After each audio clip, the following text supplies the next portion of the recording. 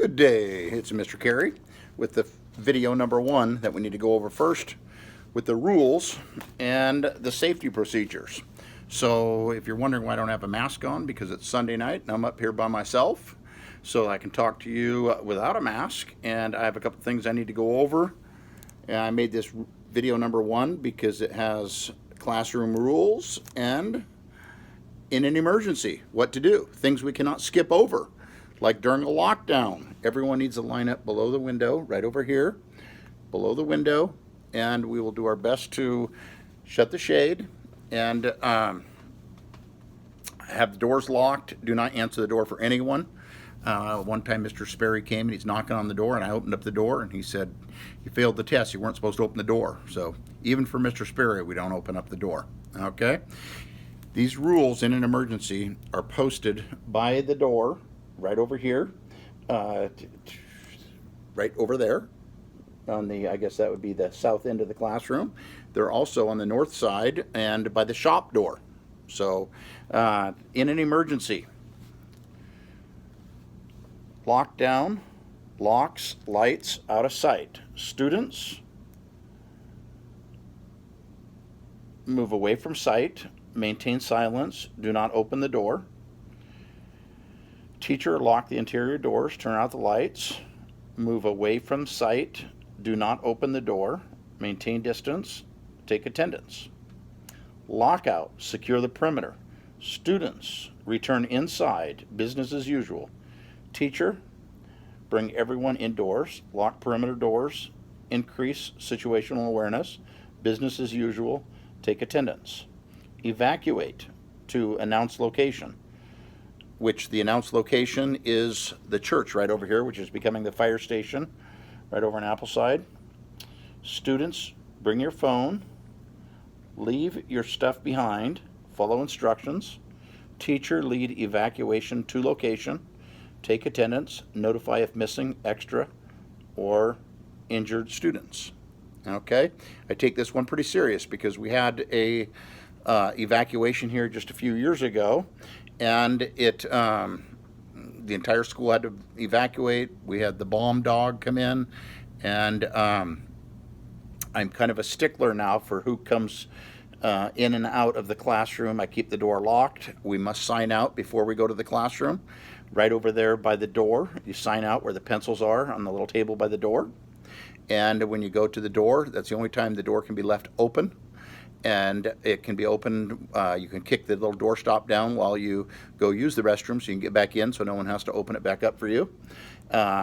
Speaking of bathroom, if you need to go to the restroom, lots of people just raise their hand and let me know. If I have 5 or 6 people with their hands up and it becomes an emergency where you really got to go, or any type of emergency for that matter, you can raise 2 hands up. 2 hands up. Okay, that means a double emergency. It doesn't mean you have to go number 2. It just means it's an emergency, you gotta go. Any type of emergency, you can do that. I will always take the people with 2 hands up over the ones with 1. Shelter, hazard, and safety strategy. Tornado, hazmat, earthquake, tsunami. Evacuate to shelter area, seal the room. That would be in hazmat, which is hazardous material. We have duct tape, and I need to tell students that there is an emergency backpack right under the sink over there. And it is to stay under that sink, and it stay closed except in an emergency. That's not duct tape we loan out or let students fix their binder with. That is in case we have to seal the door or the windows in case of an emergency. Okay? So make sure that that stays there unless we have to use it. And I know, that seems far-fetched, but here a year ago, we would not think we'd be talking about kids wearing masks and social distancing, so we have to take all this stuff very serious. Okay? So that's for tornado, hazmat, earthquake, and tsunami. And we also make sure we do the kidnapping or the attendance in there. And then down below here, I have AED, which is the automated external defibrillator. I will go over that with you. If you don't know the AED, I have a heart condition defibrillation, so that's why I'm usually wearing 2 watches. They're both actually heart monitors. And I have had to go to the hospital with it before. In fact, it was during a Super Bowl one year when I had a little bit too much energy drinks and have to do the defibrillating, and the defibrillator's down in the cafeteria. Just as you go around there, hang a right and then another right. It is right next to the line where you get your food. And I will show you a video on how to do the AED and CPR. Okay, very important stuff. The other video I have, or the other slide I have here, classroom rules. You all know about being resilient, and the rules over there on the wall. And they are respectful, responsible, and resilient. Those are the school ones. However, on here, be in control of your behavior, be prepared for class, bring 2 pencils every day and your notebook or planner, work in a positive manner, use appropriate language, make sure talking is not excessive or disruptive. Okay? Raise your hand if you have something to say. I'm usually pretty good about saying anything you care to share. Make sure it is school appropriate. And I have other few little notes on there. We'll get to those, but that basically summarizes the rules and classroom rules and the emergency procedures to just give you an idea how the class will go for regular vocational education. We'll do marketing. Normally, I say normally because it is things are not always normal lately, but we will try to do chapter 1 and 2 out of the book, and then you pick a third chapter of your own. We do something called ROW, read it, outline, and do the words.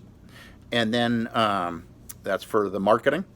Usually you do chapter 1 and 2, and then I'd like students to pick a third chapter and some sort of marketing project. It could be a business plan or a business card. It could be a TV ad, radio ad, written ad. And then we usually go on to drafting, and then a little bit of computer-aided drafting. And you do a small unit on automotive and the 4-stroke engine, intake, compression, power, and exhaust. And 4-stroke versus 2-stroke. And then little unit on flight. I got a little small booklet I like the kids to read. And we talk about the 4 forces of flight: lift, gravity, drag, and thrust, LGDT, and 3 axes of control: pitch, roll, and yaw. And of course, Bernoulli's principle, or the Bernoulli effect. And then a little bit in the shop if all goes well and we have good behavior and we're cleared to go over there. Sometimes that's part of it too.